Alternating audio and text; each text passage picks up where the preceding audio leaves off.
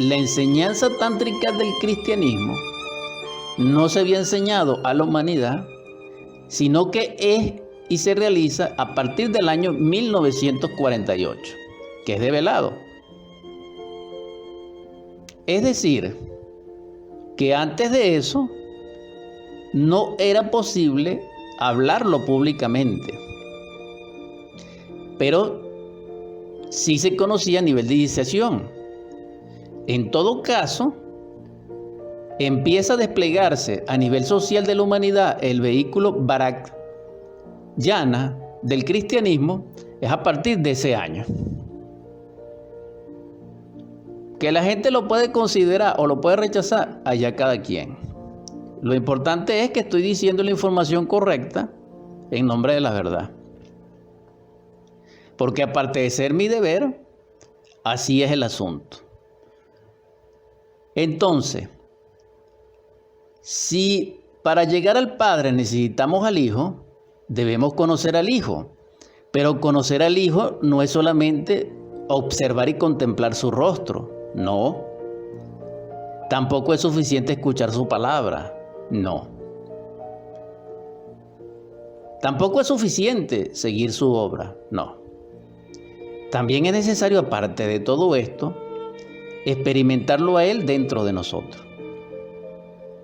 Y para ello tenemos que negarnos a sí mismos, no ser nosotros para ser Él, para que así Él sea en nosotros y realice el milagro de hacernos humanos y posteriormente suprahumanos a través de la cristalización del Cristo dentro de nosotros. Por eso el mandato es amar a Dios sobre todas las cosas. Entonces, no hay otro camino, hay uno solo, que es amar crísticamente. No existen dos caminos, no existen tres, no existen 7, no existen 12. No. Existe uno, único, crístico, y se fundamenta en el amor. Se fundamenta en el amor porque es la posibilidad justa y perfecta para la cual hay acceso a cualquiera. Cualquier persona, cualquier ser, tiene acceso al amor. Y por tal, tiene pleno derecho a la cristificación. No hay más requisito. Pero nosotros no cumplimos con ese requisito. Aunque lo entendemos, aunque lo racionalizamos, aunque hablamos muy bonito, aunque diezmamos, aunque nos echemos perfume, aunque nos hagamos grandes maquillajes e incluso nos cambiemos el rostro con una cirugía, no. Porque tal vez nuestras fauces, no de cordero, sino de lobo, se apreciarán. Porque esto es como el orgullo. El orgullo se nota. La humildad no. Entonces, en esta metáfora vemos que para lograr el conocimiento del Padre o la gnosis del Padre o los misterios del Padre, necesitamos conocer la verdad. Y necesitamos también conocer al Cristo. Porque para llegar al Padre se llega a través del Cristo. Pero también se llega experimentando la verdad. Y hay una posibilidad de experimentar la verdad. Y eso lo hemos dicho en estos años atrás en algún programa de Superando Nuestros Límites. Sin embargo, una cosa es experimentar la verdad, ser copartícipe de ella en un instante, que es eterno, porque Dios es eterno, no en el sentido lineal, sino en el sentido multidimensional. Pero más allá de todo eso y de conceptos y del tiempo y del yo y de los afectos y de la mente, está lo real, que es la verdad. Quien accesa a la verdad no significa que edificó la verdad. No. En este caso, allí viene la propuesta gnóstica salvadora crística, que plantea en su misterio del Pistisofía de que sí se puede cristalizar la verdad. no solo experimentarla, sino cristalizarla. Es decir, crearla dentro de nosotros. Por eso el Cristo dijo, yo dije, Dios es hoy. Cuando en Juan, en su evangelio, en el capítulo 10 aproximadamente, verso 35, no recuerdo bien, se refiere al respecto. Porque lo querían apedrear por las obras y por lo que él decía que blasfemaba. Porque a él le preguntaron si era el Cristo y él contestó. Entonces a las muchedumbres no le gustó. ¿Por qué? Porque a las muchedumbres pertenecen a lo que se conoce como el aspecto exotérico de la enseñanza. Entonces, un exoterista, un profano, el hombre común de la tierra que va a las iglesias, que lee la Biblia, ese no entiende las enseñanzas crísticas, no.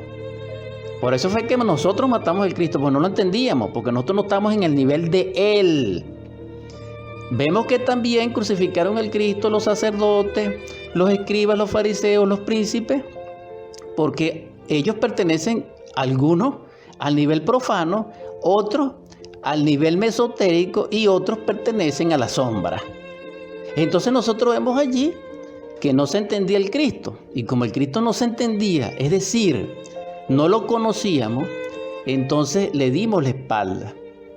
Por eso allí está escrito, la luz vino a los hombres y los hombres no la comprendieron. Palabra muy sabia y palabra exacta, más o menos así. Entonces vemos lo extraordinario de este tema, de que necesitamos conocer.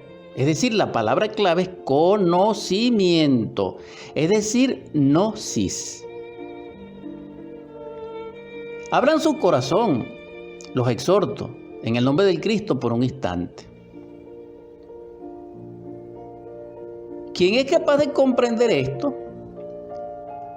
Se sale de las muchedumbres, es decir, del nivel exotérico o público, y va escalando a los niveles de ser. ¿Por qué? Porque el conocimiento pertenece al ser. El conocimiento que estamos hablando, que es el crístico, que es el divino, que es el de la ciencia pura, que es el de Melquisedec, pertenece a la sabiduría del corazón, no a la del ojo. Entonces es a la del ser. Es decir, quien sabe es el ser. Quien puede conocer es el ser, porque el ser no solamente es permanente y perfecto, sino que no tiene causación. Él es porque es. Por eso dice, yo soy el que soy. O sea, yo soy yo. Ese lo dice él, no nosotros. Nosotros debemos decir, él es él. Así como canta el gallo, cuando él quiquiriquea, a cualquier hora o en la madrugada, él dice, él es él, en su lenguaje. Y por eso fue que el Cristo le dijo a Pedro, me negaréis 3 veces antes que cante el gallo. O antes que el gallo cante 2 veces. Bueno, no recuerdo muy bien el asunto, pero ustedes sí lo recuerdan. O ustedes sí lo pueden estudiar y recordar en la Biblia, en el Evangelio.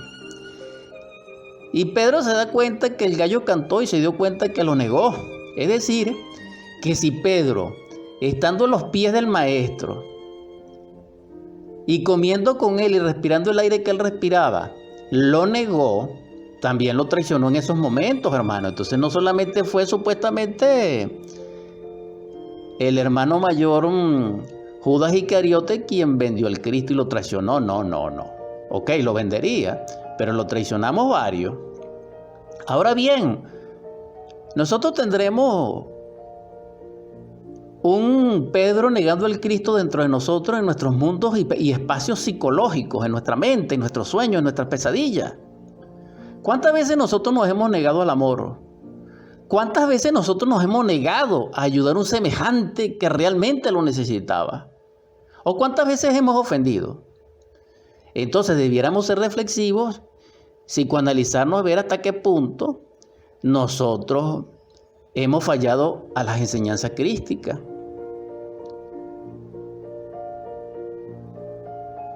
Y esto no tiene fin, hermano. ¿Por qué? Porque esto pertenece a la horizontalidad del cristianismo exotérico o público o profano, del cual no estoy hablando. Estoy proponiendo un cristianismo superlativo, trascendental, logoico, verdadero. es decir, el que nos permite construir dentro de nosotros el templo al Dios viviente, es decir, a nuestro Padre. Entonces el cristianismo verdadero, el esotérico, el de Pablo, el de los grandes apóstoles autorrealizados, el de Moisés, el de Salomón, igualmente antes que se cayera, etc., pertenece a ese círculo extraordinario porque ellos conocían el vehículo Barak Yana del cristianismo. Ellos lo conocían completo. Y lo experimentaron completo. Por eso fue que edificaron la iglesia dentro de ellos. Porque hacer un templo de ladrillo, eso, aunque tiene sus dificultades, se puede hacer. Pero, y no es imposible. Pero, crear el templo de nosotros, sí es casi imposible. Y digo casi porque el Cristo dijo, y los grandes maestros han dicho, que es posible porque Dios nos ayuda en su gracia, en su verdad. Pero si no, es imposible. Entonces, aquí vemos abiertamente, dijéramos, donde nos enlazamos con la clave para edificar el templo dentro de nosotros. ¿Por qué el Cristo no muere en nosotros? Porque no hay un templo dentro de nosotros. ¿Por qué nosotros no sentimos los dones espirituales reales? No lo que la gente se imagina o considera o sueña con ellos como mitomanía, sino que sean verdaderamente virtud, fruto del Espíritu, porque no hemos edificado la iglesia dentro de nosotros, porque hemos desechado, rechazado la piedra angular. Entonces el conocimiento tiene que ver con la piedra angular. ¿Por qué? Porque el primer versículo del conocimiento está en el drama edénico, en el conocimiento del árbol del bien y del mal, y en el conocimiento del árbol de la vida.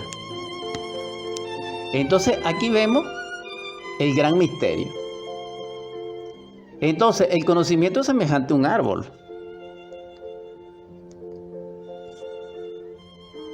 Es interesante. Debemos reflexionar sobre esto. Continuamos rápidamente con este compartir maravilloso sobre el conocimiento crístico. Ciertamente, ya ordenando este asunto, el aspecto exotérico o público o profano del cristianismo nos lleva a nosotros a cierto nivel de ser, muy respetable. Pero, como quiera que no trabajamos con los misterios del fuego de Melquisedec, porque lo ignoramos, porque en ese nivel se ignora o no lo comprendemos, entonces carecemos de la iluminación del Espíritu Santo real, en verdad, y no tenemos acceso a la verdad, porque una cosa es la verdad escrita en la Biblia, o escrita en el Corán, o escrita en el Popol Vuh, o escrita en el Edda Germano, o escrita en el Tao Te Ching. Esa verdad no es igual a la verdad libre en el cosmos, en Dios. Es distinto. Cuando se dice experimentar la verdad y ella os hará libre, significa que primero la buscamos. En ese caso necesitamos conocimiento de la verdad o gnosis de la verdad. Ahora pregunto, vamos a ser sinceros, hermanos, hermanas. Nosotros somos partícipes de la verdad. Nosotros la hemos experimentado. O nosotros teorizamos sobre la verdad.